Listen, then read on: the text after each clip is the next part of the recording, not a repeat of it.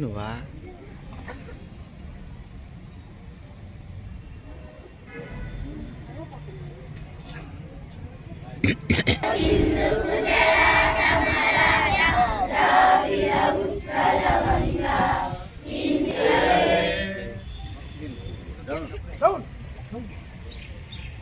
भारत माता की भारत माता की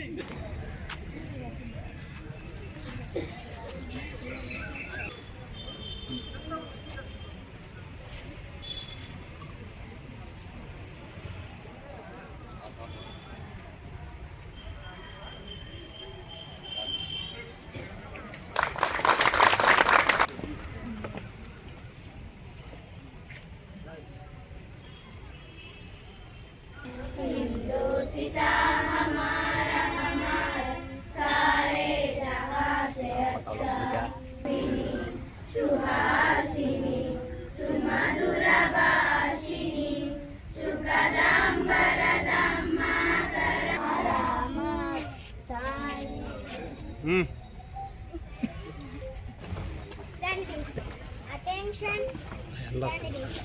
attention, Vande Mataram. స్కూల్ పిల్లలతో కలిపి పోలీస్ స్టేషన్ ఆవరణలో జాతీయ పతాకం ఎగరవేయడం జరిగింది. ఇది చాలా సంతోషకరమైన విషయం. అందరికీ ప్రజలందరికీ స్వాతంత్ర దినోత్సవం సందర్భంగా తెలియజేసింది ఏమనగా ప్రజలందరూ కూడా గమనించాల్సింది ఏంటంటే స్వతంత్రం ఏ విధంగా వచ్చింది, ఎందరో త్యాగమూర్తుల ఫలితంగా ఎందరో దేశభక్తి గలవారు అమరులైన తర్వాత, ఎందరో మహావీరులు పోరాటం తర్వాత మన స్వతంత్రం వచ్చింది. అదే స్ఫూర్తిని దేశ ప్రజలందరూ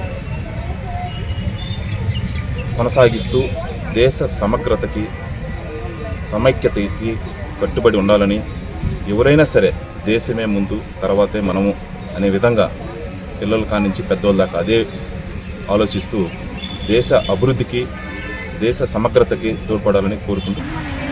79 సంవత్సరాలు మనకు స్వాతంత్రం గడిచి ఈ సంవత్సరంలోకి మనం అడుగుపోతున్నాం.